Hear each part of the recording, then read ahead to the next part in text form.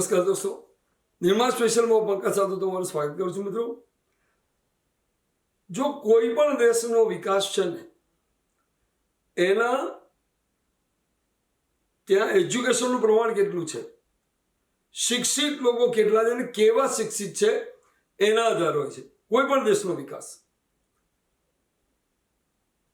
એના કારણે દુનિયાના ઘણા ખરા દેશોએ એજ્યુકેશન ફ્રી રાખ્યું છે, જેથી કરીને વિદ્યાર્થીઓ ભણે.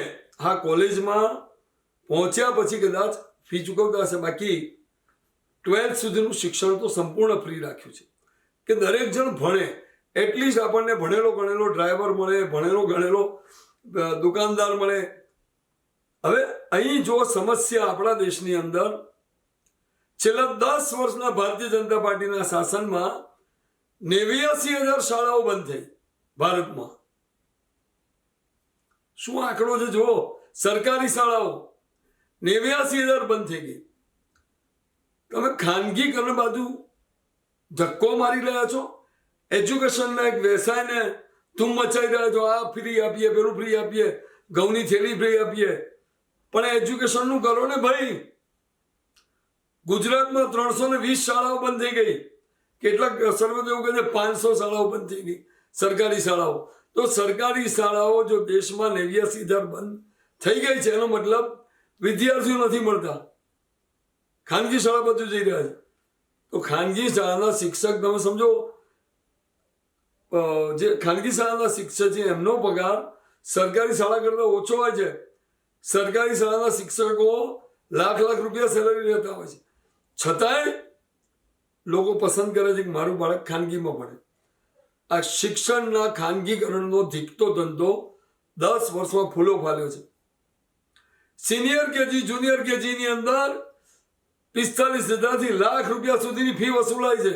શરમ આવે છે, શરમ આવે છે કે જ્યારે UK, USA, ઓસ્ટ્રેલિયા, જર્મની જેવા દેશોમાં 12મા સુધીનું એજ્યુકેશન ફ્રી અપાય છે, ત્યારે આપણે ત્યાં છડે ચોક શિક્ષણનું વેપારીકરણ થઈ ગયું છે.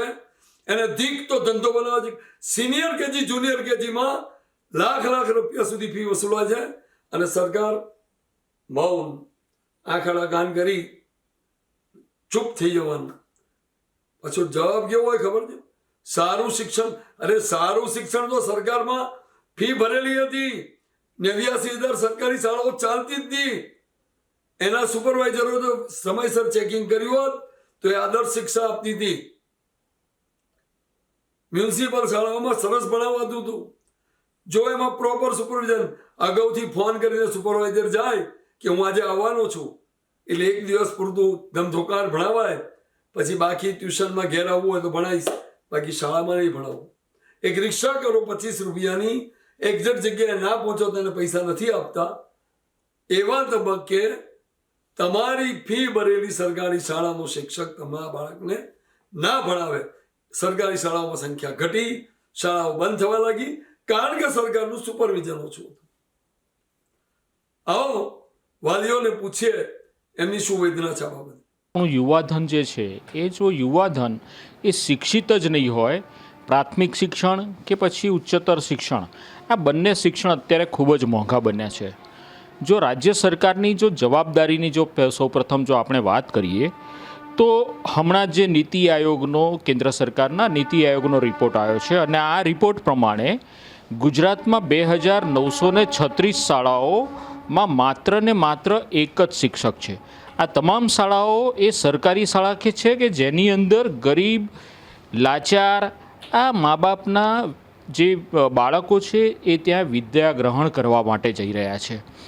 બીજું આપણે વાત કરું તો ડ્રોપ આઉટ રેશિયો જે છે એ પણ 27.6% છે, જે આખા ભારતમાં સૌથી વધુ છે. એટલે કે બાળક એ પ્રાથમિક શિક્ષણ લીધા પછી જે માધ્યમિક શિક્ષણ છે તે લઈ શકતો નથી, કાં તો પછી ઉચ્ચતર માધ્યમિક શિક્ષણ પણ એ લઈ શકતો નથી, અને એ જેને આપણે ડ્રોપ આઉટ તરીકે ગણીએ છીએ.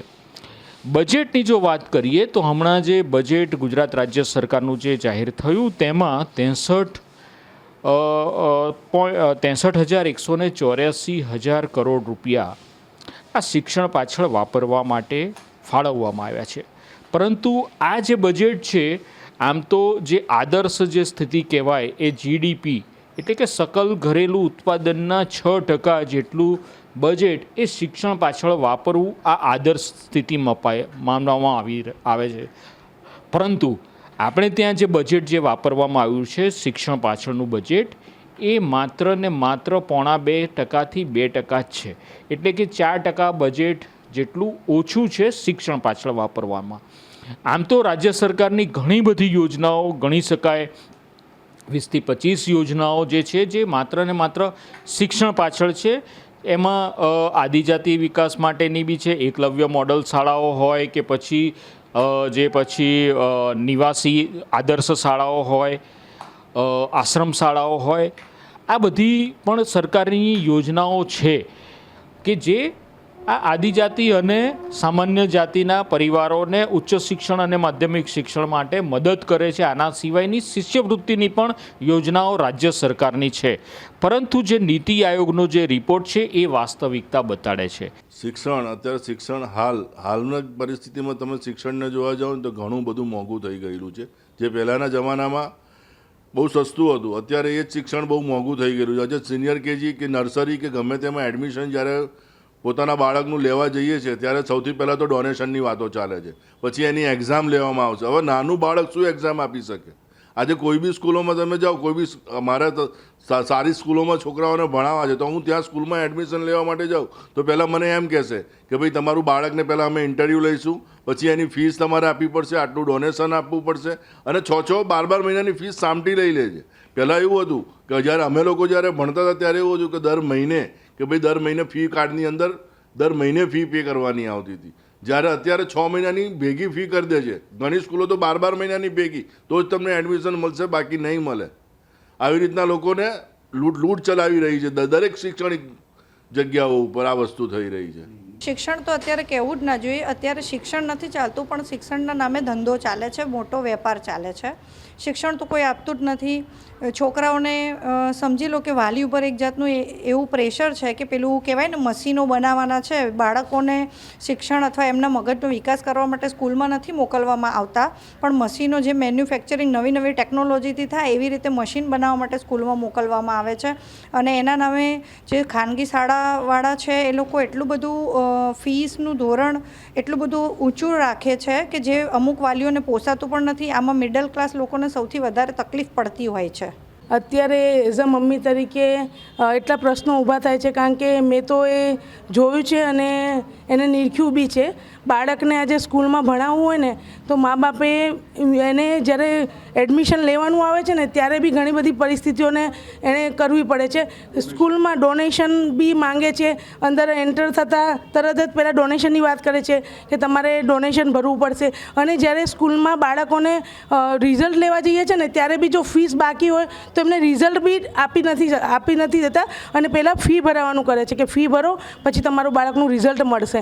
અને સાથે સાથે આ પરિસ્થિતિમાં એવું બી જોયું છે કે જે બાળક નબળા છે તો એ બાળકો માટે સ્કૂલમાં ભણવા છતાં એ સ્કૂલમાં ભણે છે તો પણ એવું કહેવામાં આવે છે કે આ બાળકને એડમિશન રદ કરવામાં આવશે કારણ કે એનું રિઝલ્ટ નથી સારું આવ્યું. તો મને એવું લાગે છે કે આ વસ્તુ યોગ્ય નથી, કારણ કે જે બાળક એ સ્કૂલમાં ભણતું હોય તો એને ત્યાં 100% આપવું જોઈએ અને એ બાળકને આગળ વધારવાનો પ્રયત્ન કરવો જોઈએ. તો આ મહદઅંશે બહુ ખરાબ પરિસ્થિતિ કહેવાય છે. શિક્ષણને લીધે એટલી બધી લૂંટ ચલાવી મૂકી છે અને ડે બધી ખાનગી સ્કૂલો એટલી બધી વધી રહી છે કે આપણે છોકરાઓને ભણાવવા માટે વાલીઓ બી છોકરાઓને આગળ વધારવા માટે ખાનગી સ્કૂલોમાં વધુને વધુ મૂકી રહ્યા છે. ટ્યુશનોમાંથી હજુ ટ્યુશન ચાલુ નથી થયા એ પહેલાં તો ટ્યુશનોમાંથી અઢળક ફોનો આવવાના ચાલુ થાય કે ભાઈ એડવાન્સ ફી આપો. એડવાન્સ ફી એટલે એ ફી કેટલી ખબર છે? સ્કૂલમાં જેટલી ફી છે ને એટલી ને એટલી ટ્યુશનોમાં ફી લાગે, એટલી ને એટલી સ્કૂલમાં ફી આપવાની. આ બધી જગ્યાએમાં ફી કેવું એડવાન્સ પેમેન્ટ આપવાનું. પહેલાંમાં કેવું હતું ભાઈ મારે હું જ્યારે ભણતો હતો ત્યારે ભાઈ દર મંથલી અલગ અલગ ફીનું ધોરણ જતું હતું અલગ. એટલે કેવું 150 રૂપિયા ફી, 200 રૂપિયા ફી. એ જ ફી અત્યારે મારે 40,000 45,000 ફી ભરાય છે. એ સિવાય સ્કૂલમાંથી હું જ્યારે ચોપડા લઉં છું ત્યારે ચોપડાની કિંમત હું જ્યારે ભણતો હતો ત્યારે 700-800 રૂપિયામાં ચોપડાનું બધું પૂરું થઈ જતું હતું. અત્યારે એ જ ચોપડા 8,000 થી 10,000 રૂપિયાની ચોપડી સ્કૂલમાંથી મને લેવામાં આવે છે. ચોપડાઓ બહારથી લઈએ તો 2,500-3,000 રૂપિયાના ચોપડાઓ થાય છે. એ સિવાય અધર એક્ટિવિટી સ્કૂલની અંદર આપણે જેમ કે જોઈએ ને તો અલગ અલગ પહેલાં તો કેવું ખાલી ગુરુવારે એક દિવસ આવતો તો રંગીન કપડાં પહેરી જાય. હવે અઠવાડિયામાં 2 દિવસ તો ડે આપે છે અલગ અલગ. રેડ ડે આપે, ઓરેન્જ ડે આપે, એટલે કમ્પલસરી તમને એ ડેના લગતાના જ કપડાં પહેરીને જવાના, એટલે એ પાછો ખર્ચો અલગ. એ સિવાય તમારા પરફોર્મન્સ એટલે અલગ અલગ ડેમાં અલગ અલગ ડાન્સથી લઈને કોરિયોગ્રાફીના ખર્ચા, પ્રવાસના ખર્ચા અઢળક વધતા ગયા છે. જેમ કે ત્યાં આગળ કેન્ટીનના ખર્ચા, દરેક વસ્તુ મોંઘી, જેની કોઈ ના પૂછો વાત. સિક્યુરિટી બાબતમાં જોવા જઈએ તો બધું ઝીરો. ઘણી બધી સ્કૂલોમાં તમે બી જે સાંભળ્યું જશે કિસ્સા થયા હમણાં, એ બાબત ઉપર કોઈ ધ્યાનમાં આપવામાં આવતું નથી. વણસતી જતી પરિસ્થિતિની તો હું આપને વાત કરું તો હું ગુજરાતની જ વાત કરીશ કે ગુજરાતની અંદર 395 શાળા બંધ થઈ ગઈ. 395 એટલે શું કહેવાય? શાળાઓ બંધ થઈ ગઈ અને બીજી 500 હજી તો મર્જ કરવાની તૈયારી કરી રહ્યા છે. તો બાળકો શું કરશે, ક્યાં ભણવા જશે? જો સરકારની પરિસ્થિતિ આવી હોય તો પછી પ્રાઇવેટમાં ના છૂટકે જવું જ પડે. આવક નથી માતા પિતાની એટલી, છતાં એ પોતાનું પેટ ચીરીને છોકરાઓને ભણાવે છે, પોતે સહન કરીને વ્યાજે રૂપિયા લઈને. આજકાલ આપને ખબર છે કે રિઝલ્ટ આવે ને એટલે મા બાપો તૈયારી કરતા કે ભાઈ ફલાણાને ઠીકણાને પૈસા આલજે ને મારા છોકરાની ફી ભરવાની છે, મારા છોકરાનું રિઝલ્ટ આવ્યું છે તો કપડાં લાવવાના છે, મારા છોકરાની સ્કૂલો ખુલી તો બૂટ લાવવાના છે. અને બધું જ સાહેબ શાળાઓ એટલો પ્રેશર આપતી હોય છે ને કે વાલીઓ એના બાળકને એ પોતે જે પરિસ્થિતિમાં છે એના કરતાં બાળક સારી પરિસ્થિતિમાં જાય એ માટે વ્યાજે પૈસા લાવીને બધો સ્વીકાર કરીને પોતે કંગાલ થઈને બાળકને ભણાવતા હોય છે. આજે લાખ રૂપિયા ફી થઈ ગઈ છે, પ્રાઇવેટાઇઝેશન થઈ ગયું છે, બિલકુલ સરકારી સ્કૂલો બંધ થઈ છે. ગુજરાત રાજ્યની અંદર 6000 સ્કૂલો બંધ થઈ છે. 1 થી 4 ધોરણમાં એક વિદ્યાર્થી એક જ શિક્ષક હોય. અમુક જે છોટાઉદેપુર છે, પંચમહાલના છે, જે આદિવાસી વિસ્તારો છે એની અંદર સ્કૂલોના ઉપર નરિયા ના હોય, સ્કૂલ પડતી હોય, પંખા ના હોય, પાણી ના હોય, લેડીઝો માટે ટોયલેટ ના હોય, એટલે શિક્ષણ બિલકુલ ખાડે જ જયેલું છે.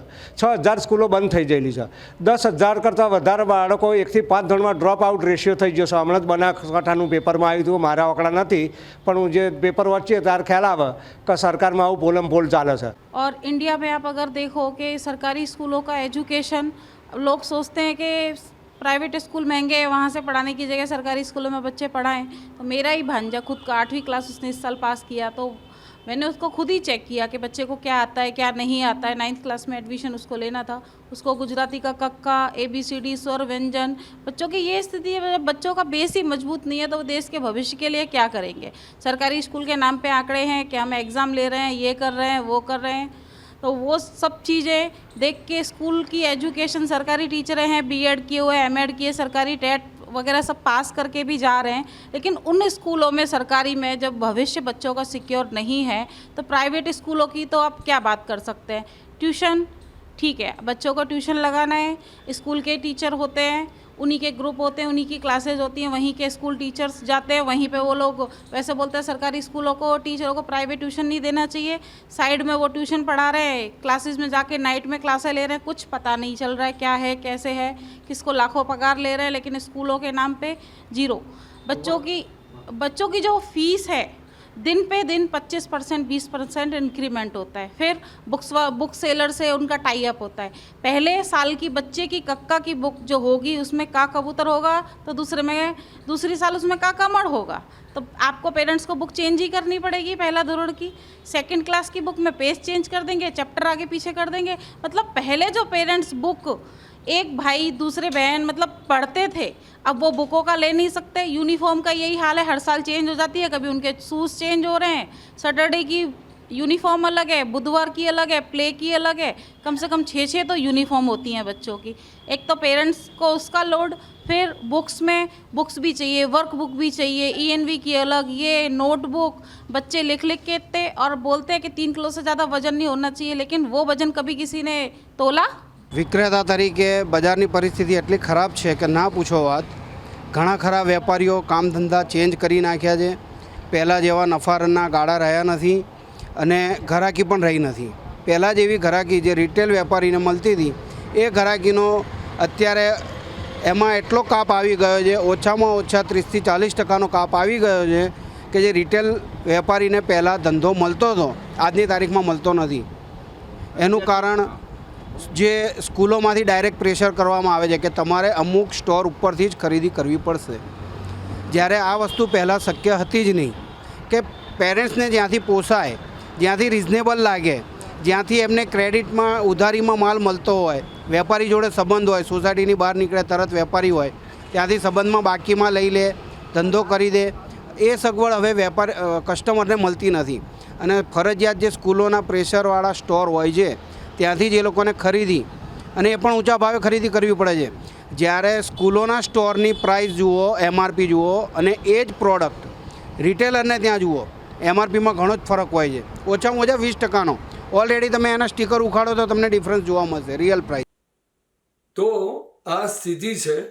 સિનિયર કેજીમાં લાખ રૂપિયા સુધી ફી, શિક્ષણનું વેપારીકરણ. સૌથી સારી હતી સરકારી શાળાઓ. આવો શિક્ષણકારોને પૂછીએ કે તમારી દ્રષ્ટિએ જો 47માં આઝાદી પછી સૌથી પહેલું કામ એ કરવામાં આવ્યું હતું કે સરકારી શાળાઓ, આપણને કહેવું પડે કે કોંગ્રેસે એટલી બધી બનાવી, એટલી બધી વ્યવસ્થા કરી, નાના નાના ગામ સુધી શાળાઓ બનાવી અને બાળકોને શિક્ષણ મફત મળે, પેલી મમરી અપાતી હતી, દૂધની બોટલ અપાતી હતી, એવી વ્યવસ્થા કરી. હવે એ સરકારી શાળાઓ કેમ બંધ થઈ રહી છે? કેમ બાળકો ઘટી રહ્યા છે? મધ્યાહન ભોજન યોજના ચાલે છે તોય કેમ મા બાપ ત્યાં નથી મૂકવા તૈયાર? શું કારણ છે? આવો શિક્ષણકારને પૂછે કેમ સરકારી શાળાઓ ભારત દેશમાં 10 વર્ષમાં 89,000 બંધ થઈ ગઈ, કેમ? ऑपरेशन की स्कूल थी, सरकारी शाला थी, उसमें पढ़ करके लोग डॉक्टर इंजीनियर बना करते थे. लेकिन जैसे जैसे समय बीता और न्यू एजुकेशन पॉलिसी या नया जो मतलब समय आया उस समय के अकॉर्डिंग, या बोलते हैं ऐसा बोल सकते हैं कि जो नया भारत आया वो नए भारत के अकॉर्डिंग आज देश में शिक्षा का व्यापारीकरण हो रहा है. मैं आपके चैनल के माध्यम से बिल्कुल जिम्मेदारी के साथ बोल रहा हूँ कि आज शिक्षा नहीं दी जा रही है, शिक्षा का व्यापारीकरण हो रहा है. आज देखिए खानगी स्कूलें तो खुलेंगी नो डाउट्स, क्योंकि सरकारी स्कूलों में अगर सरकारी स्कूलों में आप प्रॉपर शिक्षकों को, ट्रेंड शिक्षकों को आज उनको पढ़ाने का मौका नहीं दोगे, आज उनको काम में सौंप दिया जाता है, इलेक्शन के काम में चले जाओ, या किसी पॉलिटिकल व्यक्ति आ गया तो उसके प्रचार प्रसार में चले जाओ, या कोई भी राजनीतिक नेता आया तो उसके पीछे लग जाओ, वस्ती गणती में लग जाओ. पूरे साल उनको इस तरह के काम दिया जाता है कि वो बेचारे शिक्षक जो एजुकेटेड होते हैं, जो वेल ट्रेंड होते हैं, वो बच्चों को सही मार्गदर्शन नहीं दे पाते हैं. जैसा कि आपने बोला कि सरकारी स्कूलों में आज बच्चों की संख्या घटती चली जा रही है. क्यों नहीं घटेगी? आज हर रोज 8 तास होता है, 8 तास में से शिक्षक एक भी तास बच्चों को पढ़ा नहीं पाता है. बच्चे जाके स्कूल में खाली खाना पीना खा करके घर पे लौट आते हैं. तो कौन पेरेंट्स, कौन वाली चाहेगा कि हमारे बच्चे की शिक्षा का पर बुरा असर पड़े? इसीलिए लोग आज कहीं न कहीं विश्वास उठते चला जा रहा है सरकारी स्कूलों पर से, इसीलिए वहाँ पे दिन प्रतिदिन संख्या घटती चली जा रही है. मैं बताना चाहता हूं कि गवर्नमेंट की एक पॉलिसी आई थी 2005 में कि जो गरीब वंचित लोग हैं, जो अपने बच्चों को अच्छी स्कूलों में शिक्षा नहीं दे पा रहे हैं, उनके लिए हर स्कूल में 25% का एक कोटा रखा जिसको RT कहा जाता है. वो कोटा के तहत कि भाई जो गरीब और वंचित जो अपने बच्चों को पढ़ा लिखा नहीं पा रहे हैं अपनी गरीबी के कारण, पैसे की तंगी के कारण, ऐसे बच्चों को एजुकेशन फ्री ऑफ कॉस्ट दिया जाएगा. लेकिन सच में रियलिटी आज बताऊं कि आज जो RT के तहत एडमिशन्स हो रहे हैं, एक भी गरीब बच्चे के एडमिशन्स नहीं हो रहे हैं. सब हाई फाई 3 मंजिला इमारतों वाले, फ्रिज, AC, कूलर वाले जो बच्चे होते हैं वो सेटिंग कर करके, किसी न किसी प्रकार की सरकार के साथ सेटिंग करके, किसी के साथ सेटिंग कर करके, या एजुकेशन विभाग में सेटिंग करके अपने बच्चों को RT में एडमिशन ले रहे हैं. और बच्चा 8वीं तक पूरा कंप्लीटली वह फ्री ऑफ कॉस्ट पढ़ता है. और जो बेचारा आज जो एजुकेशन, जो RT आई थी कि भाई एक गरीब वंचित जो गरीब व्यक्ति है जो अपने बच्चों को पढ़ा लिखा नहीं पा रहे और बच्चा पढ़ने में टैलेंटेड, ऐसे बच्चों को एजुकेशन दिया जाए, लेकिन वो बच्चे कहीं ना कहीं आज एजुकेशन से वंचित होते नजर आ रहे हैं. અને હવે વિપક્ષને પૂછીએ, વિપક્ષને એટલા માટે પૂછીએ કે ખાસ કરીને કોંગ્રેસે આ બધી શાળાઓ ઊભી કરી હતી દેશમાં. દેશની જેટલી મોટી મોટી શૈક્ષણિક સંસ્થાઓ છે એનો જન્મદાતા કોંગ્રેસ રહ્યો છે. એવા તબક્કે કોંગ્રેસ કેટલી નબળી પડી છે. એજ્યુકેશનનું ખાનગીકરણ થઈ ગયું, વ્યવસાયમાં રૂપાંતરિત થઈ ગયું, ધીકતો ધંધો થઈ ગયો. કેજી સિનિયર કેજીમાં લાખ રૂપિયા વસૂલતા થઈ ગયા. નાની નાની વાતે આંદોલન કરતો વિપક્ષ એણે આટલા વર્ષમાં શિક્ષણ બચાવવા કર્યું શું? પૂછીએ એમને શું કર્યું તમે? તમારા નેતાઓ બધી શૈક્ષણિક સંસ્થાઓ ઊભી કરીને ગયા હતા. જ્યારે એમાં ખાનગીકરણ ઘૂસ્યું પાછલા બારણેથી અને હવે પતી ગયું. સરકારી 89,000 શાળાઓ બંધ થઈ. શું વિપક્ષ તરીકે તમે શું કર્યું? અમે સમય ઉપર ભારતીય જનતા પાર્ટી, રાજ્ય સરકાર, મહાનગરપાલિકા અને તમામ જગ્યા ઉપર વિધાનસભાની અંદર પણ આ મુદ્દે અનેક વખત કોંગ્રેસ પાર્ટીએ ઉગ્ર રજૂઆતો કરી છે. અમારી વિદ્યાર્થી પાંખ, NUCI અને યુવક કોંગ્રેસ અને કોંગ્રેસ મારફતે અનેક વખત આના આંદોલનો થયા છે, આવેદનપત્રો આપ્યા છે. અને મહાનગરપાલિકામાં હોય ત્યારે પણ આવા મુદ્દાઓ, મ્યુનિસિપલ શાળાઓના મુદ્દાઓ છે એને અમે ઉઠાવતા હોઈએ છીએ. હર હંમેશા અમે સરકારને ધ્યાન દોરીએ છીએ કે શિક્ષણ જે છે એ મફત હોવું જોઈએ, બાળક શિક્ષિત બની શકે. મા બાપ ઉપર અત્યારે મોંઘવારી એટલી છે, બેકારી એટલી છે, બેરોજગારી એટલી છે, યુવાનોને રોજગાર નથી મળતો. અને આપે જોયું છે કે અત્યારે એક નામદાર કોર્ટે એક બેકાર અને જે લોકોને રોજગાર ના મળે એવા યુવાનો માટે જે કોકરોચ શબ્દ વાપર્યો અને એનામાં જ આખા દેશની અંદર એક જુવાળ ફાટી નીકળ્યો. અને કોંગ્રેસ જનતા પાર્ટી એક રાજકીય મૂવમેન્ટ આખી ઊભી થઈ ગઈ અને કરોડો લોકો એમાં જોડાઈ ગયા. એટલે દેશની હાલની શું પરિસ્થિતિ છે એનાથી સરકારે વાકેફ થવું જોઈએ. યુવાનોને રોજગારી નથી, શિક્ષણ નથી, આરોગ્યની જે સુવિધા હોવી જોઈએ, હોસ્પિટલો જે છે એ હોસ્પિટલોનું પણ ખાનગીકરણ કરી દેવામાં આવ્યું છે. અમદાવાદ શહેરની અંદર VS hospital, Vadilal Sarabhai hospital, જેની સ્થાપના સરદાર વલ્લભભાઈ પટેલ સાહેબ અને પૂજ મહાત્મા ગાંધીજીએ કરેલી, ગરીબો અને મધ્યમ વર્ગના લોકો સારવાર લઈ શકે અને સમગ્ર ગુજરાતમાં એનું નામ હતું, એ હોસ્પિટલ પણ બંધ કરી દેવામાં આવી છે. કોઈ નવી હોસ્પિટલો બનાવવામાં નથી આવતી. શિક્ષણ છે, હોસ્પિટલો છે, લોકોને રોજગાર માટે જે યુવાનોને સરકાર જે કંઈ કરવું જોઈએ એના જગ્યાએ સરકારે ગવર્મેન્ટની અંદર ફિક્સ પગાર અને કોન્ટ્રાક્ટ પદ્ધતિ લાગુ કરી દીધી છે. એટલે અત્યારે યુવાનોનું શોષણ થાય છે. ફિક્સ પગાર અને એની અંદર કોન્ટ્રાક્ટ પદ્ધતિમાં શિક્ષણે ખાનગીકરણ કરી નાખ્યું. એ તમામ ક્ષેત્રે સરકાર જે છે લોકો માટે, સમાજ માટે, યુવાનો માટે કે એના ભવિષ્ય માટે કોઈ પણ પગલાં લઈ નથી રહી. શિક્ષિત બાળક જ્યારે બાળક શિક્ષિત બને છે તો સમાજ અને રાષ્ટ્ર માટે એક સારી શિક્ષિત વ્યક્તિ તરીકે એ પોતાના સમાજનો, કુટુંબનો અને પરિવારનો સારી રીતે ઉછેર કરી શકે છે. અને શિક્ષિત નાગરિક એ રાજ્ય અને સમાજ માટે પણ ખૂબ શિક્ષણની જરૂર પણ હોય છે. ત્યારે ભારતીય જનતા પાર્ટીના શાસનની અંદર જે કોંગ્રેસના શાસનમાં જે શાળાઓ, સરકારી શાળાઓ હતી, જે સરકારી શાળાઓ પછી સરકારને એવું લાગ્યું કે અત્યારે પણ શિક્ષણની જરૂર છે, તો સરકારે કોંગ્રેસના શાસનમાં જે પણ ખાનગી શાળા કોલેજો જે તે વખતે થઈ એ ખાનગી શાળા કોલેજોને રાજ્ય સરકાર ગ્રાન્ટ આપતી. અને એ ગ્રાન્ટ રાજ્ય સરકારે ખાનગી શાળા કોલેજોને આપે એટલે વિદ્યાર્થીઓને ફીમાંથી મુક્તિ મળે, એટલે લોકો મફત શિક્ષણ લઈ શકતા હતા. અને એ જ રીતે મેડિકલ ક્ષેત્રે હોય, એન્જિનિયરિંગ ક્ષેત્રે હોય, જુદા જુદા ડિપ્લોમાના કોર્સો હોય, ITI સંસ્થા બનાવેલી હોય, સમગ્ર રાજ્યની અંદર જ્યાર સુધી કોંગ્રેસનું શાસન હતું ત્યાર સુધી આ બધી શૈક્ષણિક સંસ્થાઓ જે લોકો મફતમાં શિક્ષણ લઈ શકે કે ટોકન ફી હોય એની અંદર બાળક ભણીને આગળ શિક્ષિત બની શકે અને માતા પિતા ઉપર કોઈ આર્થિક ભારણ ના આવે એ દિશામાં કોંગ્રેસની એ જે છે પ્રથમ પ્રાયોરિટી કોંગ્રેસ હંમેશા એમાં રાખતી હતી. પણ ભારતીય જનતા પાર્ટીના અત્યારે 30 વર્ષના શાસનમાં આપણે જોઈએ છે ગુજરાતમાં એક પણ શાળા કોલેજો ગ્રાન્ટેબલોને મંજૂરી નથી આપી. ખાનગી અને સેલ્ફ ફાઇનાન્સ જે છે શાળા કોલેજો અને તમામ મેડિકલ હોસ્પિટલો જુઓ, ડિપ્લોમા જુઓ, જુદા જુદા કોર્સના એન્જિનિયરિંગ કોલેજો તમે જુઓ, નર્સિંગ કોલેજો તમે જુઓ, ઠેર ઠેર તમે સેલ્ફ ફાઇનાન્સ જે છે આ કોલેજોનો એક રાફડો ફાટ્યો છે. અને તમામ રીતે અનેક કુટુંબો પોતાના ઘર મકાનો ગીરવે મૂકીને, મહિલાઓ દરદાગીના ગીરવે મૂકીને પોતાના બાળકોને શિક્ષણ મળી શકે એ રીતે દેવા ડુંગરોમાં દબાઈ જતી હોય છે. અને સરકાર લોકોના માટે ફ્રી શિક્ષણ મળી શકે એનું કોઈ આયોજન કરતી નથી. અને ખાનગી શાળા કોલેજોએ અત્યારે સમગ્ર રાજ્યમાં ભરડો લીધો છે. અને એના કારણે કેટલાક બાળકો તો 10મા અને 12મા પછી ડ્રોપઆઉટનો તમે રેશિયો જુઓ જિલ્લા વાઇઝ તો ગુજરાતનો આપણને આશ્ચર્યચકિત કરી નાખે એટલો વધારે ડ્રોપઆઉટનો પણ 10મા 12મા પછીના બાળકોનો જે છે આંકડો આપણી સામે આવતો હોય છે. કોંગ્રેસના શાસનની વાત જો કરીએ તો શિક્ષણની નીતિ એટલી સરસ હતી કે કોઈ પણ જાતની ચોરીઓ થતી નથી પરીક્ષાઓ પણ વ્યવસ્થિત થતી અને આજની પરિસ્થિતિઓ પણ જોવા જઈએ તો કોંગ્રેસની પરિસ્થિતિની સામે આજની પરિસ્થિતિ બહુ જ ભયંકર ખરાબ ચાલી રહી છે અને આ ગુજરાત તો ઠીક પણ આખા હિન્દુસ્તાનની અંદર પરિસ્થિતિ બહુ ખરાબ ચાલી રહી છે અને લોકોને એ સમજાતું નથી કે પ્રાઇવેટ સ્કૂલોમાં શું ફાયદો છે, એમાં ભણવાથી શું ફાયદો છે.